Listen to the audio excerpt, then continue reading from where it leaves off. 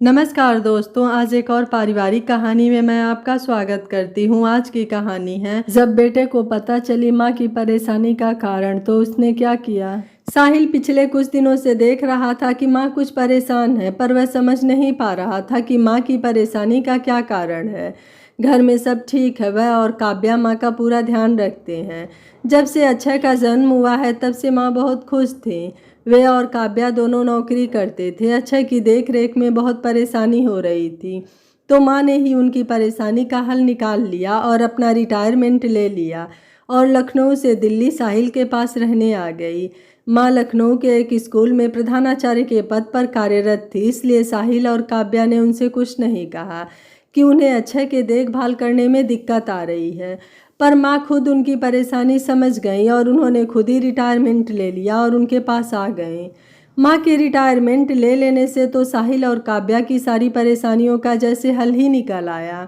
अब वे दोनों बहुत बेफिक्र होकर अपने ऑफिस जा सकते थे, क्योंकि एक दादी से अच्छी देखभाल अक्षय की कौन कर सकता था। पिछले 2 साल से माँ उन्हीं के साथ दिल्ली में रह रही थी। कभी कोई दिक्कत नहीं हुई, ना उन्हें ना माँ को। बहुत खुश थी माँ। फिर अब ऐसा क्या हो गया जो माँ पिछले कुछ दिनों से इतनी परेशान लग रही हैं। साहिल ने काव्या से भी पूछा, पर उसे कुछ पता नहीं था। अब साहिल बहुत परेशान हो गया कि आखिर बात क्या है जिसकी वजह से माँ इतनी परेशान है। साहिल ने माँ से भी पूछा कि वे आजकल क्यों परेशान हैं, पर शालिनी उसकी बात को टाल गई।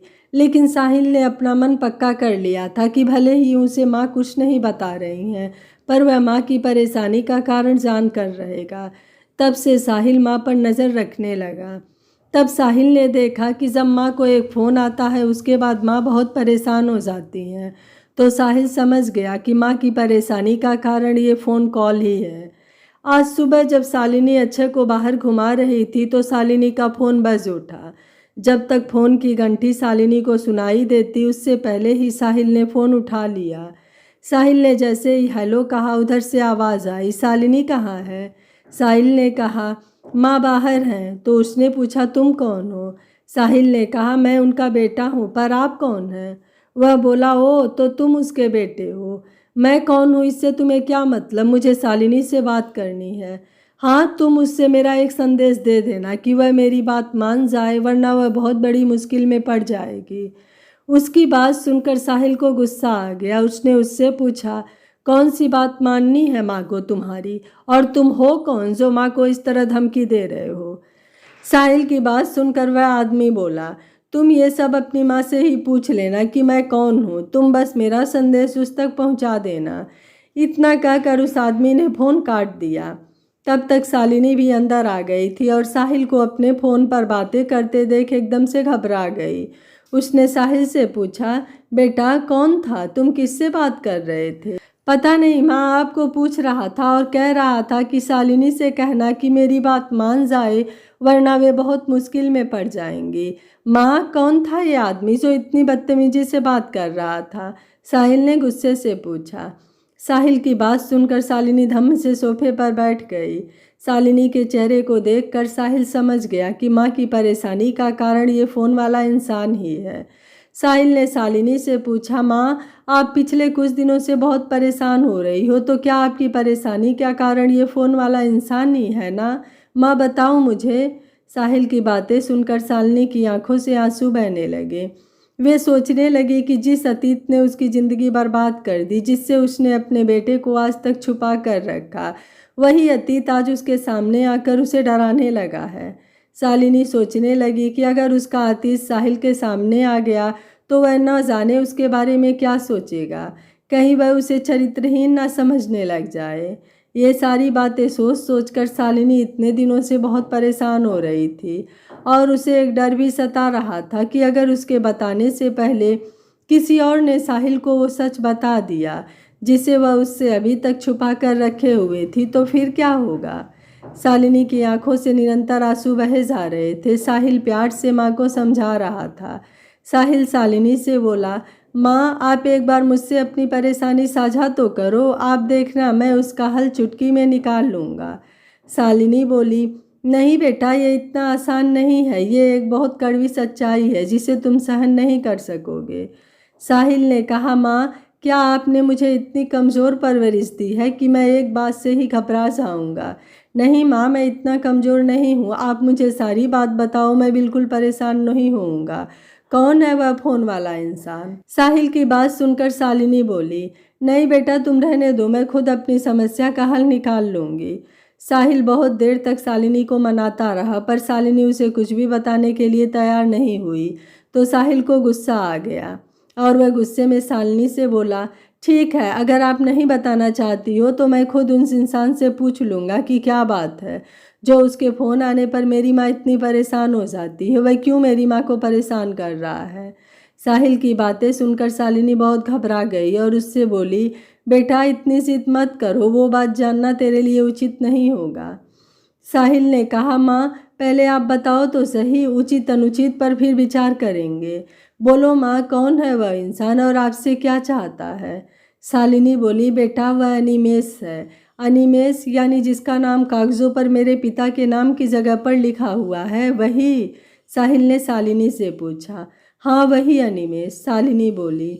तो अब वह इतने सालों बाद क्या लेने आया है? साहिल ने पूछा। शालिनी ने कहा, मेरे अतीत का वह कड़वा सच जिसे मैंने तुमसे हमेशा छुपा कर रखा, जिसकी काली छाया भी मैंने कभी तुम पर नहीं पड़ने दी, वह आज वही सच तुम्हें बताने की धमकी देकर मुझे ब्लैकमेल कर रहा है। माँ ऐसा क्या सच है जो आपने मुझसे छिपा कर रखा और वह अनिमेष उसे जानता है और आज आपको उसके लिए ब्लैकमेल कर रहा है? माँ आपको मेरी कसम है, आप मुझे पूरी बात बताओ, मैं सब कुछ जानना चाहता हूँ, साहिल ने कहा। बेटा तुम ना ही जानो तो अच्छा है, शालिनी बोली। माँ अगर आप नहीं बताएंगी तो वह इंसान आपको धमकी देता रहेगा और हम उसके खिलाफ कुछ नहीं कर पाएंगे। वह इतना नीच है कि जब आपको ब्लैकमेल कर सकता है तो क्या वह मुझे अपने मतलब के लिए इस्तेमाल नहीं करेगा? इससे अच्छा है कि आप मुझे पहले से ही सारी बात बता दो ताकि हम उसके खिलाफ कुछ कर तो सकेंगे, साहिल ने शालिनी को समझाया। शालिनी बोली, अगर तुम सुनना ही चाहते हो तो सुनो, पर बेटा तुम मुझे गलत मत समझना, बस मैं यही चाहती हूँ। साहिल ने कहा, नहीं माँ, सारी दुनिया गलत हो सकती है पर आप कभी गलत नहीं हो सकती हैं। इतना तो मुझे आप पर पूरा विश्वास है, आप मुझे सारी बात विस्तार से बताइए। साहिल के ऐसा कहते ही शालिनी ने साहिल को बताया। ये तब की बात है जब मैं कॉलेज में पढ़ती थी। अनिमेष मुझसे 1 साल आगे पढ़ता था। जब हमारी कक्षाओं का आपस में परिचय हो रहा था तब मैं अनिमेष से पहली बार मिली। अनिमेष काफ़ी आकर्षक व्यक्तित्व वाला था। मैं पहली बार में ही उससे प्रभावित हो गई थी। अनिमेष को भी मैं उसी दिन भा गई थी, जिसका एहसास मुझे कुछ दिनों में ही हो गया था जब अनिमेष हमारी कक्षा के चक्कर लगाने लगा। मुझे भी वह पसंद था तो हमारी दोस्ती होने में कोई परेशानी नहीं हुई। अनिमेष एक अच्छे घर का बेटा था, उसके पिताजी वकील थे, इसलिए उसे किसी बात की कोई कमी नहीं थी। उस समय में भी वह बुलेट मोटरसाइकिल से कॉलेज आता था और मैं एक साधारण से स्कूल मास्टर की बेटी थी। पर हाँ, मैं पढ़ने में अनिमेष से काफ़ी अच्छी थी और हमेशा प्रथम श्रेणी से ही उत्तीर्ण होती थी। हमारी दोस्ती धीरे धीरे प्यार में बदल गई थी। मुझे अपनी किस्मत पर रश्क होने लगा था कि अनिमेष मेरा प्रेमी है।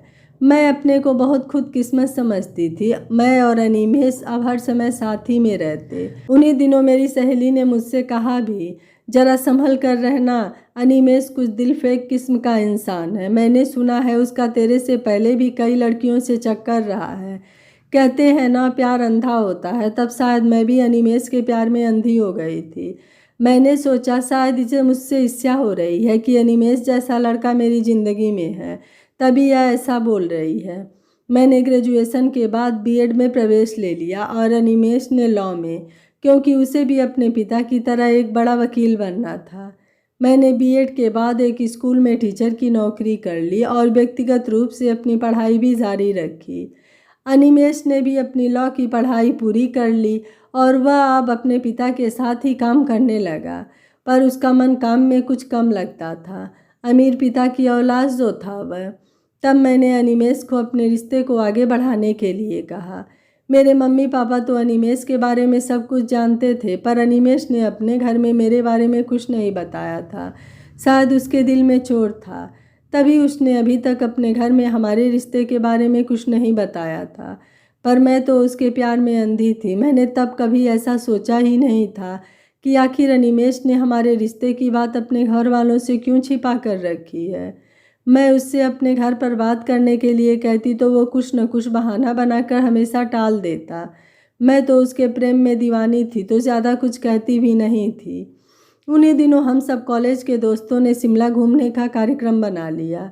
सबने सोचा कि नया साल इस बार शिमला में ही मनाएंगे। सर्दियों के दिन थे, मौसम बर्फ गिरने का हो रहा था और उसमें 31 दिसंबर का जश्न, पार्टी, हम बहुत रोमांचित हो रहे थे। हम सब मिलकर 8 लोग हो गए थे। 30 दिसंबर की शाम ही हम लोग शिमला पहुंच गए। अगले दिन शिमला का मौसम बहुत ख़राब हो गया था, बर्फ़ गिरने लगी। हम सब दोस्तों की तो जैसे मन की मुराद ही पूरी हो गई। हम सब ने बहुत मस्ती करी। ठंड भी बिल्कुल ऐसी थी कि हाड़ कांपने वाली। हम सब ठंड से कांपने लगे थे। तभी सब कहने लगे थोड़ी थोड़ी विस्की ले लेते हैं जिससे ठंड कम लगेगी। मैंने उससे पहले विस्की कभी नहीं पी थी। मैंने सबको मना भी किया पर अनिमेष बोला थोड़ा पी लो, हम सब साथ में ही तो हैं, कुछ होगा तो सब मिलकर संभाल लेंगे। अनिमेष की बात मानकर मैंने भी उसके साथ विस्की पी ली। पहली बार पीने से मुझे नशा भी जल्दी हो गया। मुझे नशे में देख अनिमेष मुझे कमरे में लेकर आ गया। उसने भी पी रखी थी। उसी नशे की हालत में हम कमज़ोर पड़ गए और वो हो गया जो नहीं होना चाहिए था। अगले दिन सुबह मुझे अपनी गलती का एहसास हो गया था और मुझे बहुत रोना आ रहा था। मैं ये सोचकर बहुत परेशान हो रही थी कि मम्मी पापा को क्या कहूँगी। तब अनिमेष ने मुझे ये कहकर समझा दिया कि हम शादी तो करने ही वाले हैं, अगर कुछ हो भी गया तो क्या फ़र्क पड़ता है। हम वापस दिल्ली आ गए। दिल्ली आकर मैंने अनिमेष से शादी के लिए कहा कि वह जल्दी से अपने घर वालों से हमारी शादी की बात करे। पर शिमला से आने के बाद अनिमेष मुझसे कुछ कटा कटा सा रहने लगा। इसी तरह 3 महीने बीत गए और अब तक मुझे भी लगने लगा था कि मेरे अंदर कुछ परिवर्तन होने लगा है। मैंने डॉक्टर को दिखाया तो उसने बताया कि मैं माँ बनने वाली हूँ। ये बात सुनकर तो मेरे पैरों तले ज़मीन खिसक गई। अब मेरी समझ में कुछ नहीं आ रहा था कि मैं क्या करूँ। मैंने जब अनिमेष को यह सब कुछ बताया तो उसने तो सीधे ही कह दिया कि मैं बच्चा गिरा दूँ। तब मैंने अनिमेष से कहा क्या फ़र्क पड़ता है, हम शादी तो करने ही वाले थे ना, तो क्यों ना हम अभी शादी कर लें, तो बच्चे को गिराने की नौबत ही नहीं आएगी, सब ठीक हो जाएगा। अनिमेष ने मेरी बात का कोई उत्तर नहीं दिया और चुपचाप अपने घर चला गया। इधर मेरी परेशानी बढ़ती जा रही थी क्योंकि कुछ ही समय में मेरा पेट देखकर लोगों को पता चल जाता कि मैं माँ बनने वाली हूँ और वह भी शादी से पहले। तो मेरा क्या हाल होता इसकी मैं कल्पना भी नहीं करना चाहती थी। तब मैंने अपने मम्मी पापा को ये बात बता दी। आखिर कब तक उनसे छुपा कर रख सकती थी। वो बहुत गुस्सा हो गए। बात भी गुस्से वाली ही थी। फिर उन्होंने एक दिन अनिमेष को घर बुलाया और उससे साफ साफ बात करी कि वह शालिनी से जल्दी शादी कर ले। पर अनिमेष तो सीधे ही मुकर गया कि उसके घर वाले इस शादी के लिए राजी नहीं है और वह अपने घर वालों की मर्जी के खिलाफ शादी नहीं कर सकता है। और रही मेरी बात तो हम लोग इस बच्चे को गिरा दें और कोई अच्छा लड़का देखकर शालिनी की शादी कर दें। पर मम्मी पापा ने हार नहीं मानी। उनकी बेटी की ज़िंदगी का सवाल जो था, वे मेरे लिए अनिमेष के घर उसके माता पिता से मिलने चले गए। पर उन्हें वहाँ बेइज्जती के सिवा कुछ नहीं मिला। उन्होंने तो मम्मी पापा से यहाँ तक कह दिया कि जो लड़की शादी से पहले माँ बनने वाली हो उसका चरित्र कैसा होगा। वे ऐसी चरित्रहीन लड़की को अपने घर की बहू नहीं बना सकते। अब हमारे पास कोई चारा नहीं था। हम बच्चा गिराने अस्पताल पहुँच गए थे क्योंकि उस समय हमें यही उचित लग रहा था।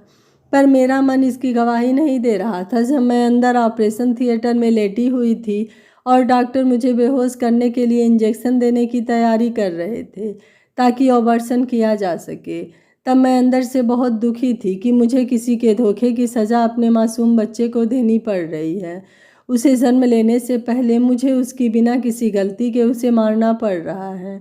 मैं ये सोच सोच कर बहुत दुखी हो रही थी। तभी मुझे ऐसा लगा जैसे कोई मुझसे कह रहा है, माँ मुझे मत मारो, मैं ज़िंदा रहना चाहता हूँ, ये दुनिया देखना चाहता हूँ, मुझे इस दुनिया में आने दो।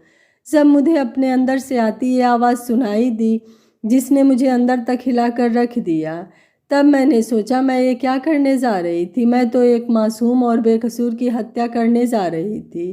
तब मुझे अपने आप पर बहुत शर्म आ रही थी कि गलती तो मैंने करी और मैं सज़ा उस मासूम को दे रही हूँ। किसी की जान लेने का मुझे हक किसने दिया। ऐसे विचार मेरे मन में आने लगे और मैं तुरंत ऑपरेशन थिएटर से उठकर बाहर आ गई और मैंने अपने मम्मी पापा से कहा, मैं ऐसा नहीं कर सकती हूँ, मैं इस बेकसूर की जान नहीं ले सकती हूँ, मैं इसे जन्म दूंगी। सब अपनी किस्मत लेकर इस दुनिया में आते हैं, ये भी अपनी किस्मत लेकर आएगा और अगर इसकी किस्मत में जीना लिखा है तो ये अवश्य जिएगा। और मैं बिना ऑपरेशन कराए ही घर वापस आ गई थी। अब मम्मी पापा बहुत परेशान हो गए कि कुछ ही दिनों में सबको पता चल जाएगा, कितनी बदनामी होगी। उन्होंने मुझे बहुत समझाया कि मैं इस बच्चे को जन्म ना दूं, ये बच्चा ज़िंदगी भर के लिए मेरे ऊपर कलंक बन जाएगा, मेरी ज़िंदगी बर्बाद हो जाएगी। पर मैं नहीं मानी और अपनी जिद पर अड़ी रही। मेरी जिद के आगे मम्मी पापा ने भी घुटने टेक दिए। अब आगे क्या करना है, मुझे कहाँ रहना है, इस बारे में सोच विचार होने लगा। दिल्ली में मैं अपने घर पर तो ऐसी हालत में रह नहीं सकती थी, मोहल्ले वाले ताने मार मार कर हमारा जीना हराम कर देते। तब बहुत सोच विचार कर उन्होंने मुझे दिल्ली से लखनऊ मेरे रिश्ते की मासी के पास भेज दिया। मैं दिल्ली में भी स्कूल में नौकरी कर रही थी तो कुछ ही दिनों में मुझे लखनऊ के एक स्कूल में नौकरी मिल गई और मैं मासी के साथ ही रहने लगी। मासी के लिए भी मुझे अपने साथ रखना आसान नहीं था। उनके आसपास के लोग मेरे बारे में तरह तरह के सवाल पूछते रहते। ज़्यादातर सवाल मेरे पति के बारे में होते। जब जब कोई मासी से मेरे पति के बारे में पूछता तो मासी सबसे यही कहती कि उसका किसी दूसरी लड़की के साथ चक्कर था, इसलिए हम अलग हो गए हैं, इसलिए वे मुझे अपने साथ लखनऊ ले आई हैं। फिर लखनऊ में ही तुम्हारा जन्म हुआ। तब तक मैं मासी के साथ ही रहती थी। फिर जब तुम्हारे नाना जी सेवानिवृत्त हो गए तो तुम्हारे नाना नानी भी लखनऊ ही मेरे पास आ गए। तब से हम लखनऊ में ही रहने लगे, कभी दिल्ली वापस नहीं आए। मैं वहीं नौकरी करती रही और तुम्हारी पढ़ाई भी वहीं होती रही। मैं कभी दिल्ली आना ही नहीं चाहती थी, इसलिए तुम्हारे यहाँ नौकरी करने के बावजूद मैं कभी दिल्ली नहीं आई। पर जब तुम्हें अक्षय की देखभाल में परेशानी होने लगी तो मैं अपना अतीत भूल कर यहाँ तुम्हारे पास आ गई। सब कितना अच्छा चल रहा था, पर एक दिन न जाने अनिमेष ने मुझे मॉल में कैसे देख लिया। फिर उसने किस तरह मेरा पता लगाया ये मैं नहीं जानती। अब वह मुझे ब्लैकमेल कर रहा है और 10 लाख रुपए मांग रहा और कह रहा है कि अगर मैंने उसे 10 लाख रुपए नहीं दिए तो इतना कहकर शालिनी रोने लगी। साहिल ने पूछा, माँ मुझे बताओ, अगर आप उसे 10 लाख रुपए नहीं देंगी तो वो क्या करेगा, मुझ पर अपना हक जताएगा? तब शालिनी ने रोते हुए कहा, नहीं, अगर वह तुम पर अपना हक जताता तो मुझे शायद कोई एतराज़ नहीं भी होता, पर वह मुझे धमकी दे रहा है कि अगर मैंने उसे 10 लाख रुपए नहीं दिए तो वह तुम्हें तुम्हारे जन्म का सच बता देगा और तुमसे कहेगा कि तुम एक नाजायज़ संतान हो। शालिनी की बात सुनकर साहिल बोला, माँ, जब आपने जन्म देते समय ये विचार नहीं किया कि मैं जायज़ हूँ या नाजायज़, तो अब आप इस बारे में इतना सोचकर परेशान क्यों हो रहे हैं? आपने मुझे सारा सच बता दिया है। अब मैं जायज़ हूँ या नाजायज़, उस अनिमेष को मैं ये अच्छे से बताऊँगा। आप अब निश्चिंत हो जाइए। और माँ, आप ये सोचकर परेशान हो रही थी कि वह अनिमेष मुझसे कहेगा कि मैं उसकी नाजायज़ औलाद हूँ, तो ये सच जानकर मैं आपको गलत समझूंगा। आप ऐसा कैसे सोच सकती हैं माँ? अगर सारी दुनिया भी आपको गलत समझे फिर भी मैं सदैव आपके साथ रहूँगा। आप मेरी माँ है और मैं आपका बेटा, हमें कोई अलग नहीं कर सकता। ऐसा कहकर साहिल ने शालिनी को गले से लगा लिया। साहिल को सारी बात बता देने के बाद शालिनी को आज बहुत हल्का महसूस हो रहा था, वरना हमेशा उसके अंदर एक बात का डर सा रहता कि कहीं कभी साहिल को उसके जन्म की बात पता चल गई तो, कहीं किसी ने उससे ये कह दिया कि वह एक नाजायज़ औलाद है तो वह साहिल को कैसे समझाएगी कि वह उसके लिए उसकी नाजायज़ औलाद नहीं बल्कि भगवान का दिया हुआ एक अनमोल तोहफा है। उधर साहिल के मन में कुछ और ही चल रहा था। साहिल अनिमेष को ऐसी सज़ा देना चाहता था जिससे उसकी फिर किसी को इस तरह ब्लैकमेल करने की हिम्मत ही ना हो और वह अपनी करतूत पर ज़िंदगी भर शर्मिंदा होता रहे। उस समय उसका एक दोस्त सुनील पुलिस इंस्पेक्टर था। साहिल ने उसकी मदद लेने के बारे में सोचा। वह सीधे अपने दोस्त से मिलने चला गया और उसे सारी बात बताई और उससे मदद करने के लिए कहा। तो सुनील ने उससे अनिमेष के घर का पता पूछा। साहिल ने उसे अनिमेष के घर का पता बता दिया। 2 दिन बाद सुनील ने साहिल को बताया कि अनिमेष ने वह घर बेच दिया है क्योंकि उससे अपने पिता की वकालत संभल नहीं पाई। उसकी माली हालत कुछ ठीक नहीं थी, इसलिए उसने अपनी बड़ी सी कोठी बेच दी। आजकल पता नहीं वह कहाँ रहता है। तब साहिल ने पूछा आप क्या करें, तो सुनील ने उससे कहा हम उसे रंगों हाथ पकड़ने की कोशिश कर सकते हैं, बस इसके लिए हमें आंटी यानी तुम्हारी मम्मी की मदद चाहिए होगी। साहिल ने पहले तो इसके लिए मना कर दिया, फिर जब उसे सुनील ने सारी बात समझाई तो उसने सुनील से कहा ठीक है, मैं माँ को मनाने की कोशिश करता हूँ, मुझे उम्मीद है वे ना नहीं कहेंगी। जब साहिल ने शालिनी से इस बारे में बात करी तो शालिनी उनकी मदद करने के लिए राजी हो गई। तब साहिल ने शालिनी को सारी बात अच्छे से समझा दी। इसके बाद जब अनिमेष का फ़ोन आया तो शालिनी ने अनिमेष से कहा वे उसे पैसे देने के लिए तैयार हैं, पर उसे उससे एक वादा करना होगा कि वह इसके बाद कभी उसे परेशान नहीं करेगा और मेरे बेटे को कभी कुछ नहीं बताएगा कि उसका जन्म कैसे हुआ है और हमेशा हमारी ज़िंदगी से दूर रहेगा। अनिमेष ने शालिनी से कहा ठीक है, वह उसे 10 लाख रुपए दे दे, फिर वह कभी उससे कभी कुछ नहीं मांगेगा और ना ही कभी उसे फिर फ़ोन करेगा। फिर अनिमेष ने शालिनी को मिलने की जगह का पता और समय बता दिया। शालिनी नियत समय और नियत दिन पर 10 लाख रुपए लेकर अनिमेष से मिलने चली गई। अनिमेष ने शालिनी को एक लॉज में बुलाया था। शालिनी को अकेला आया देख अनिमेष खुश हो गया। उसने शालिनी को अंदर कमरे में बुला लिया और शालिनी से पैसे दिखाने के लिए कहा, तो शालिनी ने बैग खोलकर उसे पैसे दिखा दिए और उससे कहा इसके बाद वह कभी भी उससे मिलने की कोशिश ना करे। शालिनी की बात सुनकर अनिमेष बहुत बेशर्मी से हंसने लगा। उसकी हंसी देखकर शालिनी समझ गई कि अनिमेष अपनी हरकतों से बाज नहीं आने वाला है। उसके बाद शालिनी बिना कुछ कहे चुपचाप वहाँ से चली गई। अनिमेष अपनी कामयाबी पर बहुत खुश हो रहा था। उसे लग रहा था उसे सोने का अंडा देने वाली मुर्गी मिल गई है। उसने तभी फिर से शालिनी को फ़ोन करा और उससे कहा कि वह 10 लाख की अगली किस्त तैयार रखे, वह फिर उसे फ़ोन करेगा। अनिमेष की बात सुनकर शालिनी ने उससे कहा अब क्यों पैसे मांग रहे हो, तुमने तो कहा था कि तुम इसके बाद मुझसे कोई वास्ता नहीं रखोगे। तो अनिमेष बेशर्मी से हंसते हुए बोला कोई सोने के अंडा देने वाली मुर्गी को छोड़ता है भला, तुम तो मेरी दूसरी किस्त का इंतज़ाम करो। अनिमेष अभी शालिनी से बात ही कर रहा था कि तभी उसके कमरे के दरवाजे पर किसी ने दस्तक दी। अनिमेष ने दरवाज़ा खोला तो देखा बाहर पुलिस थी। अनिमेष ने पूछा क्या काम है। पुलिस वाले बोले हमें तुम्हारे कमरे की तलाशी लेनी है और उसके बाद उन्होंने अनिमेष के कमरे की तलाशी शुरू कर दी। तलाशी में उन्हें वे 10 लाख रुपए मिल गए जो शालिनी ने अनिमेष को दिए थे। पुलिस ने उन रुपयों की गड्डी पर पहले से ही निशान लगा रखे थे।